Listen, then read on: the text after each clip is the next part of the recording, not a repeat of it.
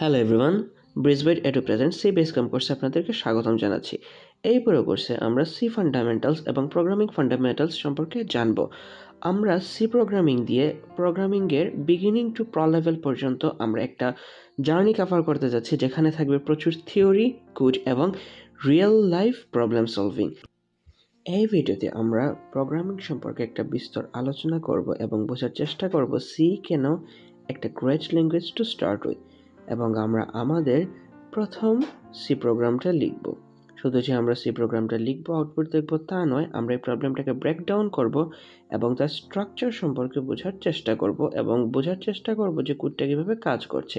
Additionally আমরা জানব compiler সম্পর্কে এবং কোন টুলস ইউজ করে আমরা আমাদের সি কোডটি লিখতে পারবো তা সম্পর্কেও আলোচনা করা হবে। যেহেতু আমরা একটা প্রোগ্রামিং জার্নি স্টার্ট করতে যাচ্ছি, সর্বপ্রথমেই আমরা জেনে নেব যে হোয়াট ইজ প্রোগ্রামিং। স্লাইডের মধ্যে দেখতে পাচ্ছ যে programming is the process of giving instructions to a computer so it can perform tasks. These instructions are written in special languages called programming languages. এইখান থেকে বুঝতে পারলাম যে আমরা কম্পিউটারকে কিছু ইনস্ট্রাকশনস দিয়ে থাকি, যার উপর বেস করে সে কোনো একটা টাস্ককে পারফর্ম করে, এবং এই ইনস্ট্রাকশনসগুলো আমরা বিভিন্ন স্পেশাল ল্যাঙ্গুয়েজেস অর্থাৎ প্রোগ্রামিং ল্যাঙ্গুয়েজের মাধ্যমে দিয়ে থাকি। এখন এই স্পেশাল ল্যাঙ্গুয়েজেস বলতে কী বোঝানো হয়েছে? আমরা জানি যে বিভিন্ন ধরনের প্রোগ্রামিং ল্যাঙ্গুয়েজেস রয়েছে, যেমন সি আছে, C++ আছে, পাইথন আছে এবং আমাদের জাভা রয়েছে। এই ধরনের বিভিন্ন প্রোগ্রামিং ল্যাঙ্গুয়েজেস দ্বারা মূলত আমরা কম্পিউটারকে ইনস্ট্রাকশন দিয়ে থাকি যে তুমি একটা কোনো কাজ পারফর্ম করো এবং আমার কাঙ্ক্ষিত আউটপুটটি আমাকে এনে দাও। এখন কম্পিউটার কিভাবে কাজ করছে, কিভাবে সে আউটপুট এনে দিচ্ছে, তা আমরা ধাপে ধাপে কম্পাইলার যে সময় পড়ব সেই সময় এটি সম্পর্কে আমরা জেনে নিব। এখন আমরা জানবো যে আমাদের ফার্স্ট প্রোগ্রামিং ল্যাঙ্গুয়েজ হিসেবে কেন সিকে সিলেক্ট করে থাকি। স্লাইডের মধ্যে তোমরা দেখতে পাচ্ছ যে C is one of the oldest and most powerful programming languages. It teaches you how computers really work at the hardware level. এখানে মূলত হার্ডওয়্যার লেভেল বলতে আমরা যে কম্পিউটার বা মেশিনে কোড লিখছি তার মেমোরি, তার স্টোরেজ এবং বিভিন্ন জিনিস সম্পর্কে বোঝানো হয়েছে। তারপরে এখানে লেখা রয়েছে যে many modern languages like C++, Java and Python are influenced by C. If you learn C well, learning other languages becomes much easier. তার মানে কি দাঁড়ালো? আমাদের সি ল্যাঙ্গুয়েজটা হচ্ছে একটা হাই লেভেল ল্যাঙ্গুয়েজ এবং এটা অনেক পুরনো এবং একটা পাওয়ারফুল ল্যাঙ্গুয়েজ। আমরা যে modern languages C++, Python, Java use করছি সেগুলো আমার সি দ্বারাই হচ্ছে গিয়ে আমার ইনফ্লুয়েন্সড, এবং আমরা যদি এইখানে সিটাকে ভালো করে বুঝি, ভালো করে যদি আমরা সি ল্যাঙ্গুয়েজটাকে প্র্যাকটিস করি, তাহলে আমরা কোড লিখে কিভাবে আমরা কম্পিউটারের সাথে ইন্টারেক্ট করছি তা সম্পর্কে আমরা একটা ভালো ধারণা নিতে পারবো। আপনারা হয়তো অনেকে শুনে থাকবেন যে সিকে স্ট্রাকচার্ড প্রোগ্রামিং ল্যাঙ্গুয়েজ বলা হয়। এখন সিকে কেন স্ট্রাকচার্ড প্রোগ্রামিং ল্যাঙ্গুয়েজ বলা হয় তা জানার আগে আমরা জেনে নিব যে হোয়াট ইজ স্ট্রাকচার্ড প্রোগ্রামিং। স্লাইডের মধ্যে আপনারা দেখতে পাচ্ছেন যে structured programming means writing code in a clear, organised and modular way. কীভাবে ক্লিয়ার, অর্গানাইজড, মডিউলার ওয়েতে কোড লেখা হয় সেটা আমরা সামনের দিকে দেখব। পরবর্তীতে রয়েছে instead of writing everything in one big block. এখানে বিগ ব্লক বলতে আসলে কি বোঝানো হয়েছে? সেটা হচ্ছে আমরা যেই সেকেন্ড ব্র্যাকেট ইউজ করে থাকি বা ব্রেসিস ইউজ করে থাকি সেটা সম্পর্কে বলা হয়েছে। এটা নিয়ে আমরা যে সময় কোড লিখব সেই সময় জেনে নিব। আপাতত এটা নিয়ে চিন্তা করার কোনো কারণ নেই। পরবর্তীতে রয়েছে you break your program into smaller units like functions, loops and conditional blocks. এগুলো সম্পর্কেও আমরা পরবর্তীতে জেনে নিব। পরবর্তীতে এখানে বলা হয়েছে যে C supports functions, if else, loops and blocks which allow structured design. এই যে স্ট্রাকচার ডিজাইনের মধ্য দিয়ে আমরা সি কোডকে লিখতে পারি, যার জন্যই আমাদের সিকে স্ট্রাকচার প্রোগ্রামিং বলা হয়। এখানে আমরা জেনে নেব যে what is a compiler. A compiler is a program that translates high level language like C, যেমন আমাদের সি একটা high level language, into machine language, অর্থাৎ বাইনারিতে সে এটাকে ট্রান্সলেট করে দেয়। এবং বাইনারি বলতে আমরা 0 এবং 1কে বুঝে থাকি। 0 মিন ফলস এবং 1 means true, so the computer can execute it. অর্থাৎ কম্পাইলার আমার বাইনারিতে একটা ল্যাঙ্গুয়েজকে ট্রান্সলেট করে দেয়, যাতে হচ্ছে গিয়ে আমার কম্পিউটার বুঝতে পারে এবং সেই অনুযায়ী সে কোনো একটা আমাকে আউটপুট অর্থাৎ কোনো একটা টাস্ক পারফর্ম করে দেয়। পরবর্তীতে আমরা এখানে দেখব যে why do we use a compiler. Compiler আমরা কেন ইউজ করে থাকি, এটার কি সুবিধা আছে নাকি অসুবিধা আছে, কোন কারণে আসলে ইউজ করে থাকি।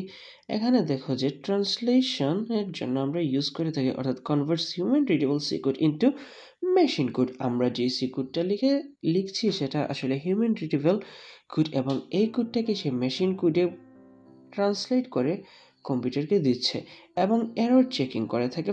Find syntax errors before running the program. এখন এখানে সিনট্যাক্স বলতে grammar rules, actually programming language লেখা গ্রামার রুলস সেটা অর্থাৎ নিয়মকে বোঝানো হয়েছে। এবং optimization makes the program run faster and use less memory in some compilers. এখন ইন সাম কম্পাইলার্স বলতে বোঝানো হয়েছে যে এক একটা মেশিনে এক একটা কম্পাইলার একইভাবে কাজ করে। এখানে যে দুটি ছবি দেখতে পাচ্ছ তার মধ্যে একটি হচ্ছে আমাদের ভিএস কোড এবং অপরটি হচ্ছে আমাদের কোডব্লকস। এখানে ভিএস কোড হচ্ছে আমাদের এডিটর এবং এটা কম্পাইলার, এবং আমাদের কোডব্লকস হচ্ছে আইডিই অ্যান্ড আমাদের কম্পাইলার।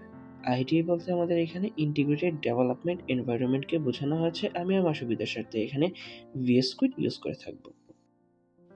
এখন আমরা আমাদের এই কোর্সের ফার্স্ট সি প্রোগ্রামটাকে রান করতে যাচ্ছি। এখানে যে কোডগুলো দেখতে পাচ্ছ তাদেরকে ঘাবড়ে যাওয়ার কোনো কারণ নেই। আমরা এই কোডটাকে ব্রেকডাউন করব, তার স্ট্রাকচার সম্পর্কে বোঝার চেষ্টা করব এবং কীভাবে কোডটা কাজ করছে তাও বুঝবো। এখন আমরা ভিএস কোডে চলে যাব, সরাসরি কোডটি রান করব। প্রথমে আমরা ভিএস কোড ওপেন করার পর আমরা এখানে আমাদের একটা ফাইল ক্রিয়েট করে নেব ফার্স্ট প্রোগ্রাম ডট সি হিসেবে, যেহেতু এটা আমাদের ফার্স্ট প্রোগ্রাম। এবং কোডের মধ্যে আমরা আমাদের প্রথমে হেডার ফাইলটা লিখে নেব #include_stdio.h। তারপরে আমাদের মেইন ফাংশন লিখে আমরা সেকেন্ড ব্র্যাকেট দিয়ে ভিতরে স্টেটমেন্ট লিখবো, যেখানে প্রিন্টএফ এর মধ্যে আমি লিখছি হ্যালো ওয়ার্ল্ড এবং শেষে একটা সেমিকোলন দিতে হবে।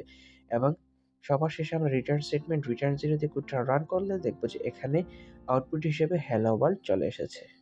আমরা মাত্র যেই সি প্রোগ্রামের আউটপুটটা দেখলাম সেখানে আমাদের কাছে আউটপুট হিসেবে হ্যালো ওয়ার্ল্ড এসেছে। এখন এই হ্যালো ওয়ার্ল্ডটা কীভাবে আসলে কোডটা কীভাবে কাজ করছে তা আমরা ওয়ার্ড বাই ওয়ার্ড বুঝে নিব।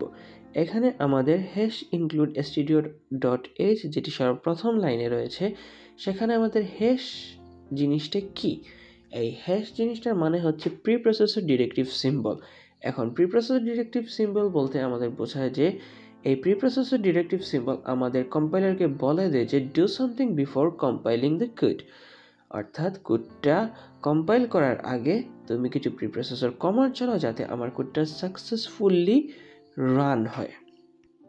পরবর্তীতে আমাদের যেটা অ্যাঙ্গেল ব্র্যাকেটস রয়েছে যার ভিতরে কোনো কিছু লেখা রয়েছে সেই সম্পর্কে আমরা পরবর্তীতে জানবো। প্রথমে জেনে নেব এই অ্যাঙ্গেল ব্র্যাকেটস জিনিসটার মানে কি। এটা আমার কম্পাইলারকে বলা দেয় to look for the file in the system library folder, মানে তুমি কিছু ফাইল খুঁজো। কোথায় খুঁজবে? তুমি সিস্টেম লাইব্রেরি ফোল্ডারে গিয়ে আমার কিছু ফাইল খুঁজো। এখন এই ফাইলগুলো আসলে কি? এই ফাইলগুলো হচ্ছে আমার স্ট্যান্ডার্ড ইনপুট আউটপুট অর্থাৎ হেডার ফাইলসগুলো, যেটা আমরা stdio.h লিখেছি। এখানে stdio.h এর std দ্বারা স্ট্যান্ডার্ড, আই দ্বারা ইনপুট, ও দ্বারা আউটপুট এবং .h দ্বারা হেডার ফাইলসকে বোঝানো হয়েছে। অর্থাৎ এখানে কিছু হেডার ফাইলসকে কল করা হয়েছে অর্থাৎ আনা হয়েছে, যেটা দিয়ে আমার কোডটা সাকসেসফুলি রান হবে। যেমন এইখানে আমাদের প্রিন্টএফ ফাংশনটা একটা হেডার ফাইল। এবং আপনারা একটা কথা মনে রাখবেন যে #include_stdio.h ছাড়া আমার কোড কম্পাইল হবে না। এর পরবর্তীতে চলে যাব আমাদের মেন ফাংশন অর্থাৎ ইন্ট মেইনে। এই ইন্ট মেইনটা হচ্ছে আমাদের কোডের এন্ট্রি পয়েন্ট, অর্থাৎ যেই জায়গা থেকে আমার কোড এক্সিকিউট হয়, স্টার্ট হয়। এখানে দুইটা ফার্স্ট ব্র্যাকেট দেখতে পাচ্ছেন, এটা হচ্ছে আমার ফাংশন উইথ প্যারামিটার। এখন ফাংশন কি প্যারামিটার কি এগুলো আমরা এই কোর্সের সামনে যে সময় ফাংশন পড়বো সেই সময় জানতে পারবো। এখন এই ইন্ট মেইন ফাংশনটা কিভাবে লেখা হয়, আমার ইন্ট মেইন লিখে ফার্স্ট ব্র্যাকেট দিয়ে আমরা দুইটা সেকেন্ড ব্র্যাকেট দিতে হয়। এখন ফার্স্ট যে সেকেন্ড ব্র্যাকেট অর্থাৎ ব্লক যেটা, এই ব্লকটা ফার্স্টটা হচ্ছে আমার কোডের এন্ট্রি পয়েন্ট এবং শেষে যেটা সেখানে গিয়ে আমার কোডটা টার্মিনেট হয়ে যাচ্ছে। অর্থাৎ এই মেইন ফাংশনের ভিতরে আমরা কোনো স্টেটমেন্ট লিখে থাকি। এখানে আমাদের স্টেটমেন্ট ছিল প্রিন্ট এফ হ্যালো ওয়ার্ল্ড। এইখানে আপনারা দেখতে পারবেন যে আমি printf লিখে ফার্স্ট ব্র্যাকেটের ভিতর hello world লিখেছি এবং সর্বশেষে একটা সেমিকোলন দিয়েছি। এই printf ফাংশনটা আমার hash include stdio.h যেটা সর্বপ্রথমে আমরা লিখেছিলাম এই হেডার ফাইলের জন্যই আমার এই printf ফাংশনটা এক্সিকিউট হয়েছে এবং এটা সাকসেসফুলি রান হয়েছে। এখন সবশেষে আপনারা দেখতে পারবেন যে এখানে একটা সেমিকোলন রয়েছে, এটা হচ্ছে আমার ফুল স্টপ, অর্থাৎ এইখানে আমার এই স্টেটমেন্টটা শেষ। স্টেটমেন্টটা বলতে আমাদের এই লাইনটা এখানেই শেষ হয়েছে। সবশেষে আপনারা দেখবেন যে এখানে রিটার্ন 0 লেখা হয়েছে। এই রিটার্ন 0 বলতে বোঝানো হয় যে কোডটা সাকসেসফুলি রান হয়েছে, অর্থাৎ এক্সিটেড দ্য কোড উইথ 0। অর্থাৎ সর্বশেষে আমরা এখানে বোঝার চেষ্টা করব যে আমাদের কোডের স্ট্রাকচারটা আসলে কিভাবে হবে। কোডের স্ট্রাকচারের মধ্যে সর্বপ্রথমে আমাদের থাকবে আমাদের হেডার ফাইল, সেকেন্ডে থাকবে মেইন ফাইল, থার্ড স্টেটমেন্ট এবং সবশেষে আমরা রিটার্ন স্টেটমেন্ট দিয়ে আমরা আমাদের কোডটা লেখা শেষ করব। এখানে হেডার ফাইলস হচ্ছে আমাদের hash include stdio.h, মেইন ফাংশনটা ছিল int main with curly braces অর্থাৎ সেকেন্ড ব্র্যাকেট, একটা দিয়ে কোড স্টার্ট হয়েছে, অন্যটা দিয়ে কোড এন্ড হয়েছে। সবার শেষে 3 নম্বরে ছিল আমাদের স্টেটমেন্টের মধ্যে আমাদের প্রিন্টএফ ফাংশনটা ইউজ করেছি এবং রিটার্ন স্টেটমেন্টে ছিল আমাদের রিটার্ন 0। আমরা আমাদের পরবর্তী ভিডিওতে C variables and data types সম্পর্কে আলোচনা করব। Thank you.